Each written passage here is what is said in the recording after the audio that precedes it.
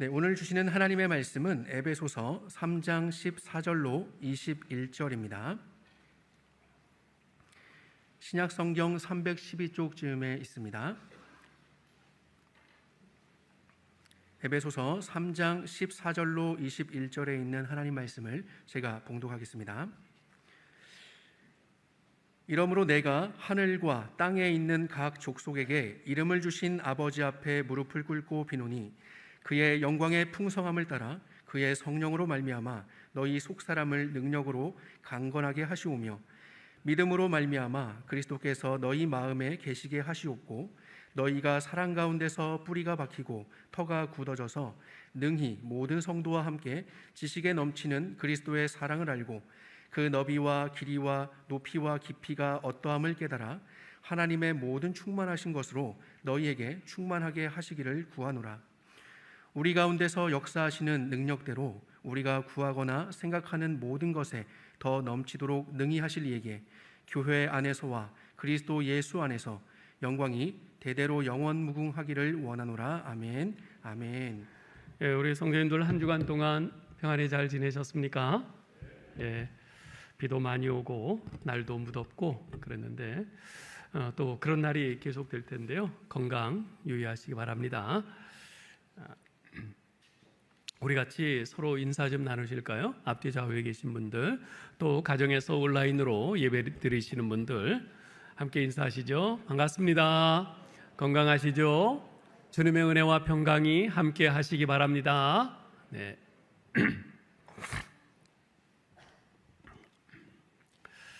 지난주에 이어서 오늘도 같은 본문으로 바울의 두 번째 기도를 계속 살펴보겠습니다. 바울은 에베소 교회와 성도들을 위해서 전부 네 가지를 기도하고 있는데요. 첫째, 그들의 속사람이 강건케 되기를 기도했습니다. 둘째, 그리스도께서 그들의 마음에 계시기를 기도했고요.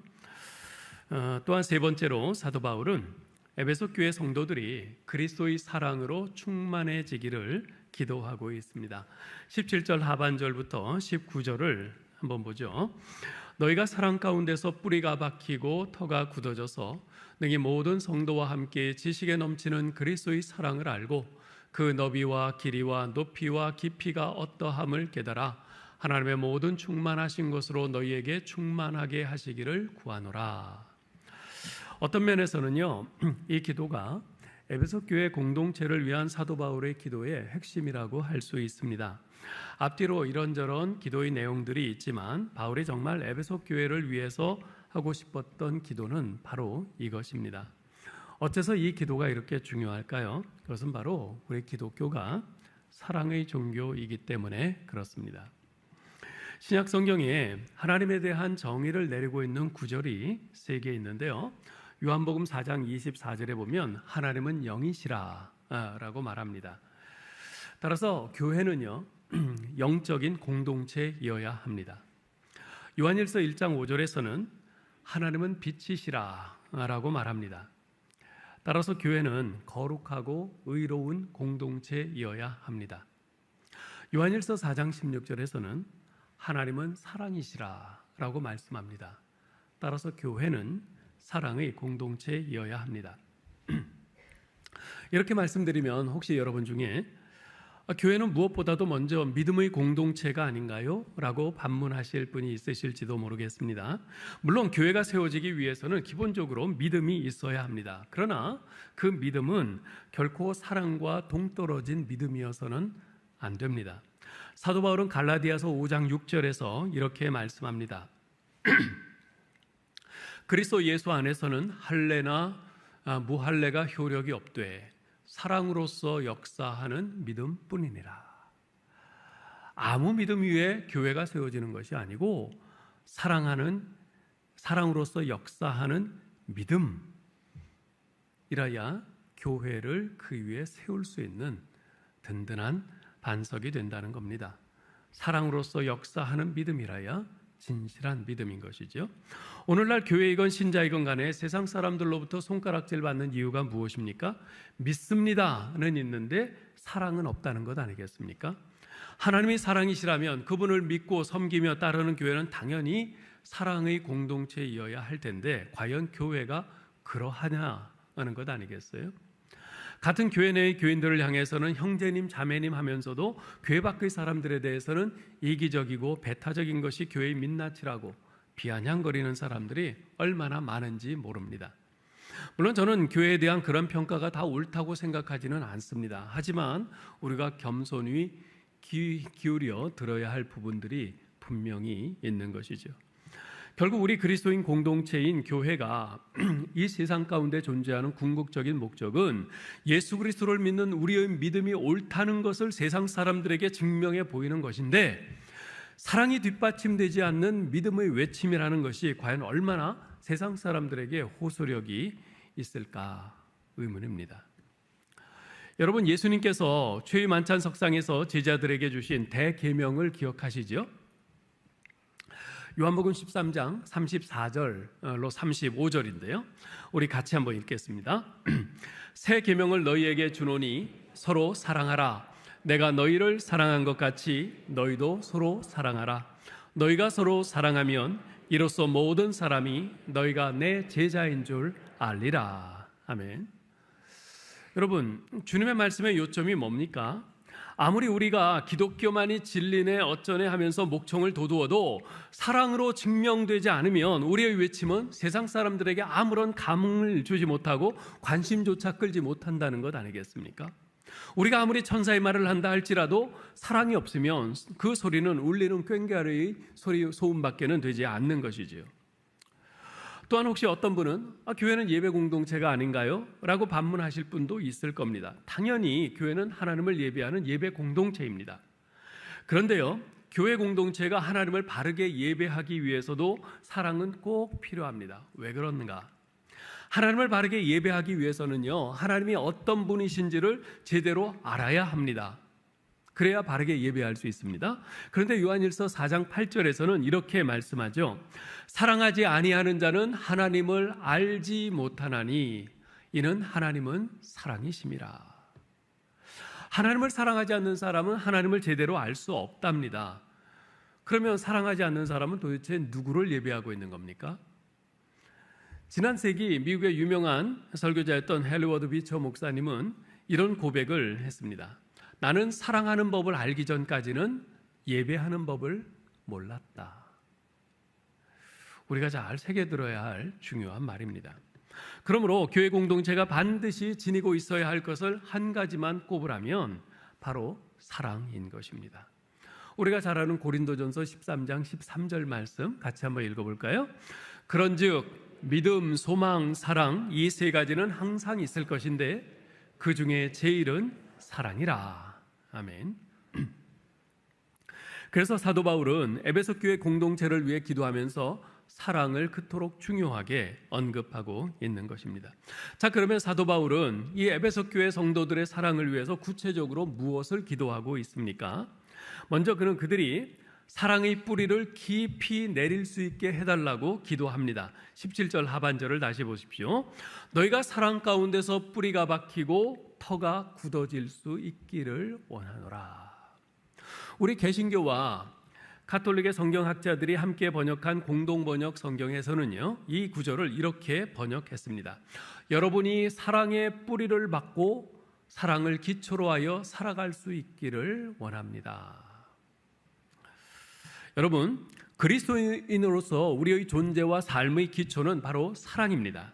왜냐하면 우리는 자신의 독생자를 십자가에 내어주신 하나님 아버지의 사랑 때문에, 그리고 자신의 생명을 우리 죄인들을 대신해 희생하신 예수 그리스도의 사랑 때문에 이렇게 새 생명을 갖게 되었고 새 생명을 살 수 있게 되었기 때문입니다. 복음성가에 이런 복음성가가 있죠. 우리 보좌 앞에 모였네 함께 주를 찬양하며 하나님의 사랑 그 아들 주셨네 그의 피로 우린 구원받았네 십자가에서 쏟으신 그 사랑 강같이 온 땅에 흘러 각 나라와 족속 백성 방언에서 구원받고 주 경배드리네. 여러분, 바로 이 사랑에 뿌리를 내려야 합니다. 날 구원하시기 위해서 독생자를 아낌없이 내어주신 하나님 아버지의 사랑, 내 죄를 대신해서 십자가에서 자신의 생명을 아낌없이 내어주신 예수 그리스도의 사랑, 그 사랑에 우리의 뿌리를 깊이 박고 내려야 합니다. 여러분, 설탕 수박이란 말 많이 들어보셨죠? 설탕처럼 아주 단 그런 수박이 있어요. 그런 수박은 어떻게 기르는 걸까요? 어떤 분은 그 수박 뿌리에다가 설탕물을 계속 공급하면은 그렇게 달아진다 그래요. 그럴까요? 제가 진짜 그런가 해서 인터넷에 찾아봤어요. 그랬더니 아니더라고요. 오히려 그 수박 뿌리에다가 설탕물을 계속 주면요, 거기 병충해가 많이 생겨가지고 그래서 썩는답니다. 예. 대부분의 그 열매에 있는 그 나무들이 다 그래요. 설탕물을 뿌리에 많이 준다고 그래서 달아지지 않습니다. 그런데 딱 하나는 그게 된대요. 뭐냐면 토마토예요. 여러분, 토망고란 말 들어보셨죠? 망고처럼 단 아주 그런 토마토인데요. 이 토망고는 굉장히 달아요. 근데 이 토망고가 어떻게 그렇게 단가? 그 단맛에는 비밀이 있습니다. 스테비아라고 하는 그 설탕보다도 300배나 더 단 그런 감미료가 있는데, 이 스테비아에 물을 타서 토마토 뿌리에 뿌려주면 망고처럼 아주 달디단 그런 토망고가 된다고 합니다. 뿌리에서 계속 단물을 빨아 올리니까 그 열매가 달 수밖에 없다는 겁니다. 마찬가지입니다. 여러분, 사랑의 뿌리를 내린 사람은요, 사랑의 뿌리를 받고 거기에 뿌리를 내린 사람은 늘 사랑을 먹습니다. 따라서 그에게서 나오는 것도 사랑밖에는 없어요. 하나님의 사랑을 섭취하고 이웃 사랑으로 뿜어내는 것이지요. 우리가 끊임없이 십자가의 사랑을 묵상하고 마음에 새겨야 하는 이유가 바로 여기에 있습니다. 우리의 생각과 의식과 가치와 판단의 뿌리가 우리를 향한 끝없는 하나님의 사랑과 예수 그리스도의 그 십자가의 사랑에 내려져 있을 때, 우리는 주님의 그 사랑을 흡수해서 다른 이들에 대한 사랑의 실천으로 발현할 수 있는 것이죠. 그러므로 우리는 바울처럼 우리가 오직 주님의 사랑에만 뿌리를 내리고 그 사랑의 토대 위에 세워지는 인생이 되기를 기도해야 합니다. 하나님 아버지, 당신의 사랑이 저를 살리셨습니다. 당신의 사랑 때문에 제가 이렇게 새 생명을 호흡하며 살 수 있게 됐습니다. 이제 저도 사랑하며 살겠습니다. 당신의 사랑에 깊이 뿌리를 받고 그 사랑으로 살기를 원합니다. 당신께서 보여주신 그 사랑을 제 남은 평생의 삶의 기초요 원리요 기준으로 삼고 살겠습니다. 사랑하는 성도 여러분, 여러분 아마도 이제까지 신앙생활하면서 하나님께 많은 기도를 해오셨을 겁니다. 그런데 과연 이런 기도를 해보셨습니까? 지금도 이 기도를 하고 계십니까? 기도는요, 우리 신앙의 성숙도를 반영합니다. 우리가 아무리 오래 교회를 다녔다 할지라도 우리의 기도에 이런 소원이 빠져 있다면 우리의 신앙은 아직 미숙한 겁니다. 사랑의 뿌리를 깊이 내린 삶을 살 수 있기를 늘 마음의 소원으로 품고 기도하실 수 있기를 바랍니다. 그래야 우리의 신앙이 날로 성장할 수 있습니다. 이렇듯 우리가 사랑의 뿌리를 깊이 내리고 사랑을 우리 삶의 기초요 원리요 기준으로 삼고 살게 되면 그에 따르는 결과가 있습니다. 18절로 19절인데요, 우리 같이 읽어볼까요? 능히 모든 성도와 함께 지식에 넘치는 그리스도의 사랑을 알고 그 너비와 길이와 높이와 깊이가 어떠함을 깨달아 하나님의 모든 충만하신 것으로 너희에게 충만하게 하시기를 구하노라. 아멘. 여러분, 이 말을 헬라어 원문대로 번역하면 이런 말이 됩니다. 모든 성도와 함께 여러분이 그리스도의 사랑의 너비와 길이와 높이와 깊이가 어떠한지를 깨달을 수 있게 되고 지식을 초월하는 그리스도의 그 사랑을 알게 되기를 빕니다. 그리하여 하나님의 온갖 충만하심으로 여러분이 충만하여지기를 바랍니다. 즉, 우리가 사랑의 뿌리를 깊이 내린 삶을 살면 살수록 우리는 점점 더 그리스도의 풍성한 사랑을 깨닫고 경험하게 된다는 것입니다. 마치 나무가 땅속 깊이 뿌리를 내리면 내릴수록 더 많은 물과 자양분을 흡수해서 땅 위에 나와 있는 나무 줄기가 더욱 굵고 튼튼해지고 결국 풍성한 열매를 맺게 되는 것과 마찬가지지요. 자, 그러면 사도 바울이 지금 여기서 언급하고 있는 그리스도의 사랑의 너비와 길이와 높이와 깊이란 과연 무엇을 가리키는 것일까요? 영국의 저명한 강해 설교자인 존 스터트 목사님은 다음과 같이 이 구절을 해석을 합니다. 그리스도의 사랑은 모든 인류를 포함할 만큼 넓으며 영원히 지속할 만큼 길고 가장 타락한 죄인을 변화시킬 수 있을 만큼 깊으며 그를 하늘에까지 올릴 만큼 높다. 참으로 간단 명료하면서도 핵심을 잘 포착한 그런 해석이라고 생각합니다. 존 스타트 목사님의 이 해석을 좀 더 부연해서 좀 말씀을 드리겠습니다. 먼저 사랑의 넓이란 사랑의 폭을 의미합니다. 즉 그 어떤 사람도 주님의 사랑을 받지 못할 만큼 주님의 그 사랑의 품을 떠난 사람은 없다는 말입니다. 이 말은 예수님의 사랑을 받지 못할 만큼 악한 사람은 없다는 말이기도 합니다. 예수님의 사랑의 폭은 그만큼 넓습니다. 요즘 뉴스에 보면 그 어린 자녀를 무참하게 그렇게 살해하는 이제 그런 뉴스들이 종종 이렇게 나오는데요. 만일 여러분의 자녀가 누군가에 의해서 그렇게 무참하게 살해를 당했다고 한다면 여러분의 마음은 어떻겠습니까? 여러분의 자녀를 죽인 그 사람을 향한 여러분의 마음은 어떻겠어요? 감정은 어떻겠습니까? 사랑의 원자탄이라고 불리는 고 손양원 목사님에 대해서 잘 아실 겁니다. 자신의 두 아들을 죽인 안재선이라는 공산당 청년이 경찰에 붙잡혀 사형을 당하게 되자 손양원 목사님은 그를 자신의 양아들로 삼을 테니 용서해달라고 탄원합니다. 그러자 이 손양원 목사님의 딸인 동희 양이 그건 절대 안 된다면서 아주 극렬히 반대합니다. 자신의 사랑하는 두 오빠를 무참히 죽인 원수를 도저히 용서할 수 없다는 거죠. 왜 안 그렇겠어요? 그러자 손양원 목사님이 딸에게 이렇게 말합니다. 동희야, 내 말을 잘 들어보거라. 일제시대 때 내가 무엇 때문에 신사참배를 거부하고 5년 동안이나 너희를 그 고생을 시키면서 감옥 생활을 했겠니? 나 외에 다른 신을 잊게 말라. 너희를 위하여 우상을 만들지 말라는 하나님의 제1, 2계명을 지키기 위함이 아니었겠냐? 그런데 제1, 2계명과 함께 원수를 사랑하라는 말씀도 똑같은 하나님의 명령인데 내 어찌 이 명령은 순종하지 않겠느냐?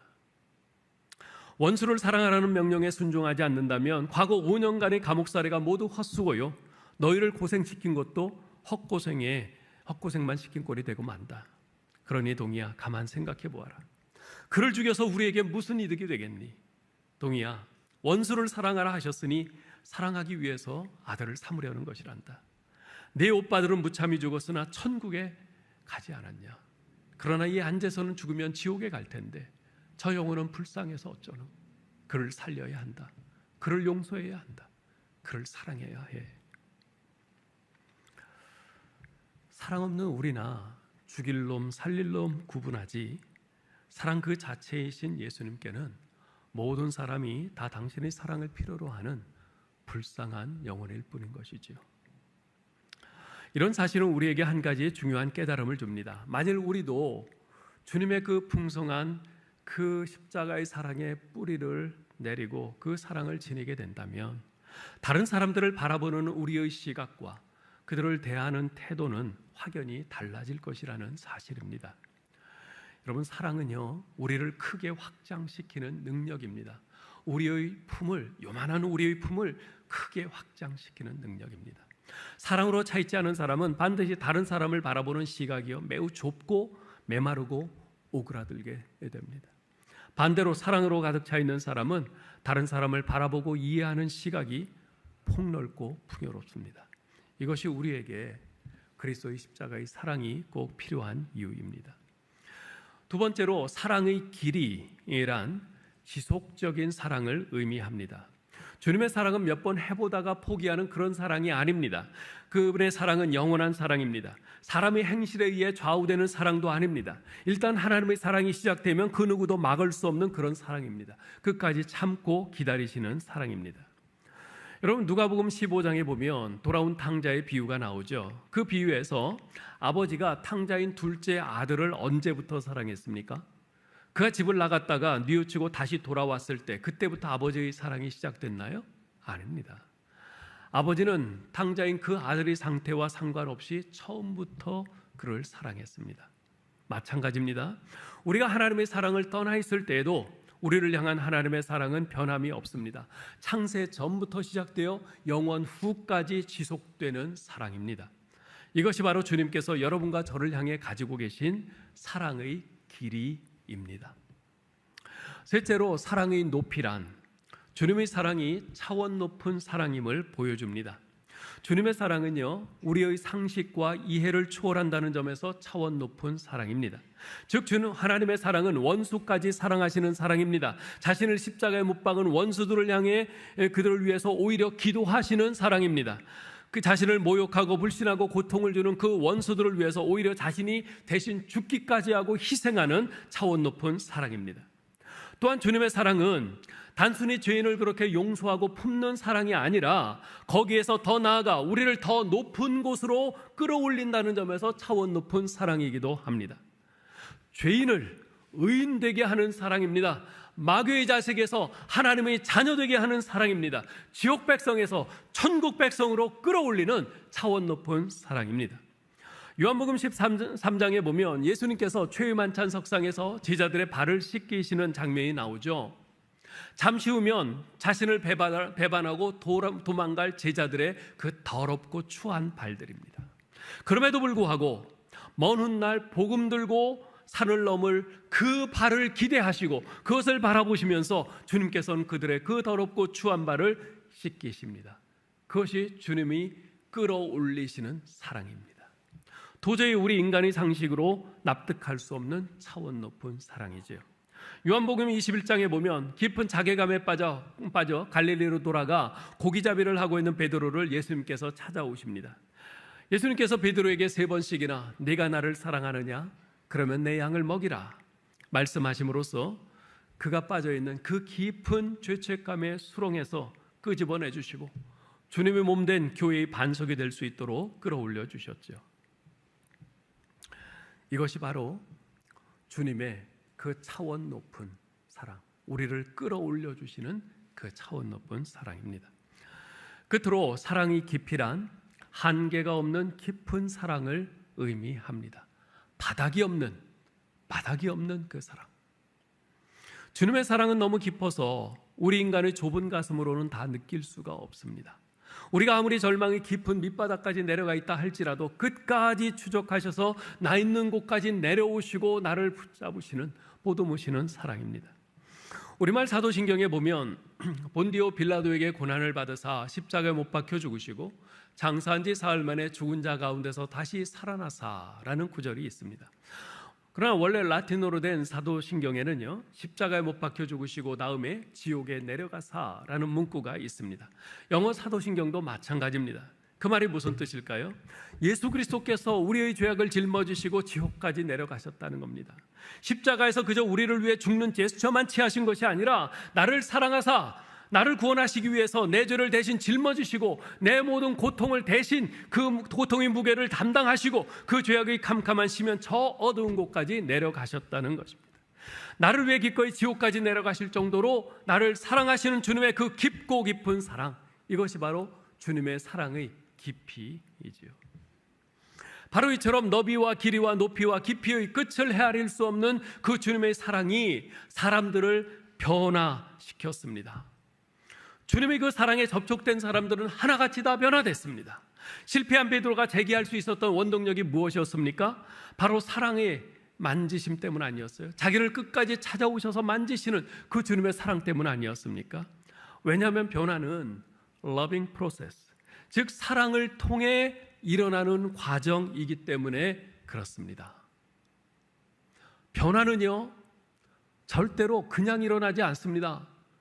어떤 권력으로 찍어 누르면서 너 바뀌어, 변화돼, 안 그럼 죽여, 그렇게 위협한다고 해서 변화되지 않습니다. 아무리 억만금을 갖다 주면서 그걸로 회유한다고 해서 변화되지 않습니다. 변화는 오직 사랑으로만 가능합니다. 교회도 마찬가지입니다. 사람은 논리적으로 이해된다고 해서 다 움직이지는 않습니다. 오히려 감정적으로 코드가 맞을 때 신뢰하고 따르게 되어 있습니다. 주님이 나를 너무 사랑하셔서 목숨까지 주셨기에 내가 주님의 사랑에 감격해서 주님을 위해서 내 평생을 드리는 것이 하나도 아깝지 않게 된 것처럼 교회는 서로 사랑할 때 변화됩니다. 목사가 서로 성도를 사랑할 때 변화가 일어나고요, 성도가 목사를 사랑할 때 변화가 일어납니다. 성도가 서로를 사랑할 때 서로 간의 변화가 일어납니다. 그리고 그렇게 교회 공동체가 사랑 가운데서 변화가 되어갈 때 세상은 비로소 우리를 주목하게 될 겁니다. 우리 안에 진리가 있음을 인정하게 될 것입니다. 그리고 그들도 우리 교회 공동체 안에 들어오고 싶은 그런 강렬한 욕구를 갖게 될 것입니다.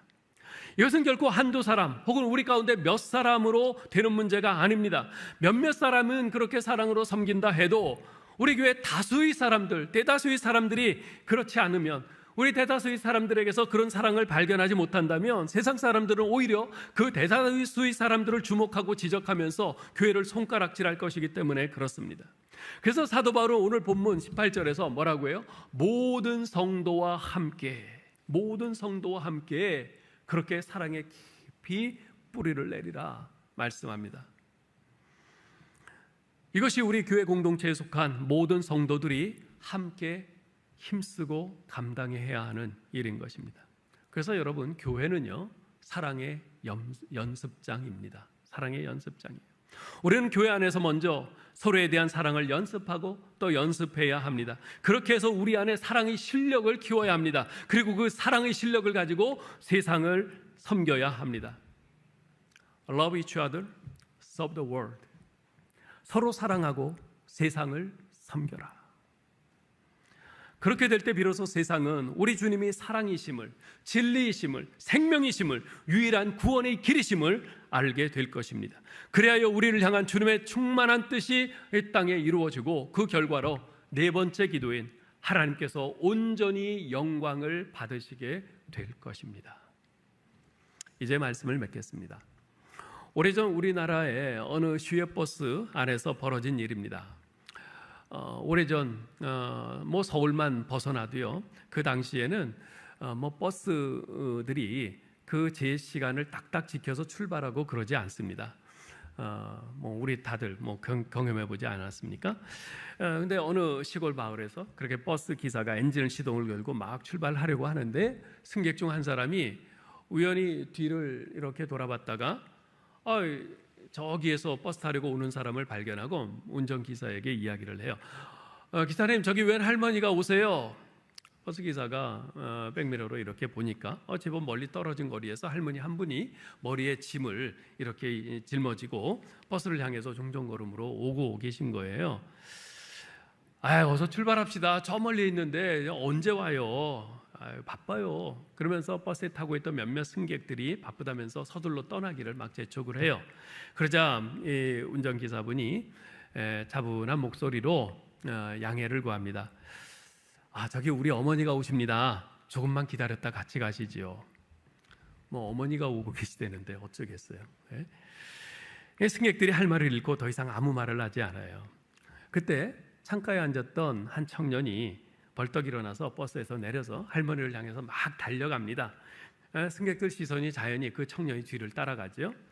이 청년은 할머니에게 가서 할머니가 지고 오는 머리짐을 받아서 손에 들고 할머니 손을 부축해서 젠 걸음으로 버스로 돌아왔어요. 할머니와 청년이 버스에 오르는 순간 승객 중 누군가가 박수를 칩니다. 그러자 마치 전염된 듯 그 버스에 있던 모든 승객들이 다 박수를 칩니다. 물론 그 할머니는 버스 기사의 어머니도 아니었고 그 청년의 할머니도 아니었어요. 여러분 어떠세요? 마음 한쪽이 따뜻해 오는 그런 이야기 아닙니까? 이것이 바로 세상 사람들도 감동받는 이야기입니다. 그런데 어째서 이런 이야기들이 교회 안에서는 흘러나오지 않는 것일까요? 물론 교회 안에도 겉으로 드러내지 않아서 그렇지 이런 감동을 주는 사랑의 섬김에 관한 이야기들이 많습니다. 그러나 아직 부족합니다. 우리가 일부러 세상에 드러내지 않더라도 이런 사랑의 스토리들이 우리 안에 차고 넘쳐서 자연스럽게 우리를 통해서 저절로 풍겨날 수 있도록 이 세상 사람들에게 흘러갈 수 있도록 해야 합니다.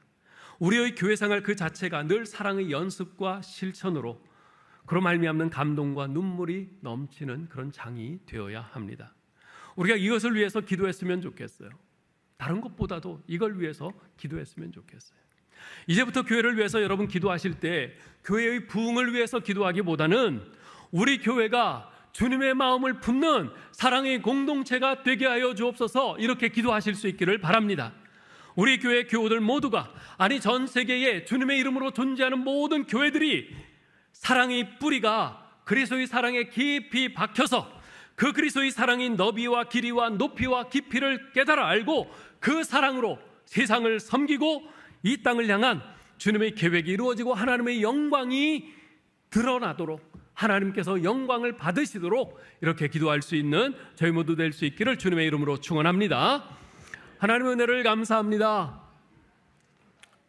주께서 베풀어 주신 그 십자가의 사랑, 주여, 그 사랑을 생각할 때마다 우리 마음속이 감동으로 휘몰아치고 우리도 그 사랑에 흥분되어서 나도 그렇게 살아야겠다 결단해야 될 터인데, 주여, 우리가 이 메마른 세상에 살면서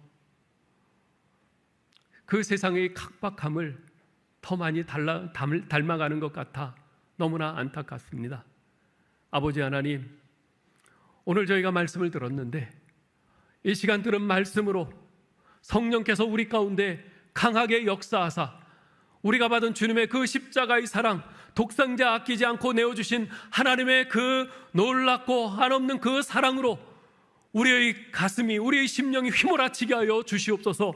우리의 가슴이 막 요동치게 하여 주시옵소서. 그래서 우리도 그 사랑으로 살려는 그 결단이 있게 하여 주시옵소서. 그리스도의 그 사랑과 그 사랑에 깊이 뿌리박고 그 사랑의 너비와 길이와 높이와 그 깊이를 풍성히 알고 그 사랑의 실천자로 살고자 하는 그 결단이 우리 모두에게 있게 하여 주시옵소서.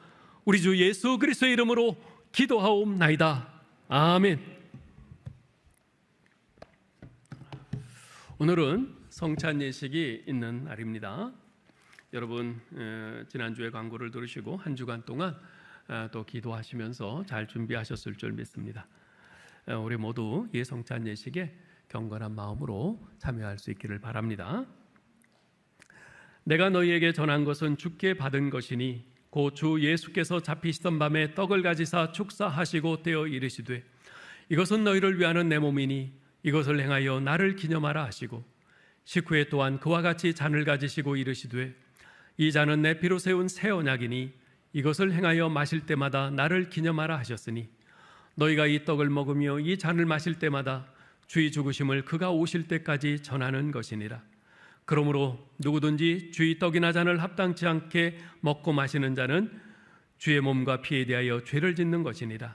사람이 자기를 살피고 그 후에야 이 떡을 먹고 이 잔을 마실지니 주의 몸을 분별하지 못하고 먹고 마시는 자는 자기의 죄를 먹고 마시는 것이니라. 아멘. 사랑하시는 하나님 아버지, 주님의 분부하심에 따라 성찬 예식을 거행하려고 합니다. 이 성찬 예식을 통해 십자가에서 독생자 아낌없이 내어주신 우리 하나님 아버지의 그 무한하신 사랑과 이 땅에 인간의 몸으로 내려오셔서 우리 죄를 대신하여 죽기까지 자신을 희생하신 예수 그리스도의 그 놀라운 사랑을 깊이 깨닫고 그 사랑에 믿음의 뿌리를 깊이 내리는 복된 시간 되게 하여 주옵소서. 우리 주 예수 그리스도의 이름으로 기도하옵나이다. 아멘.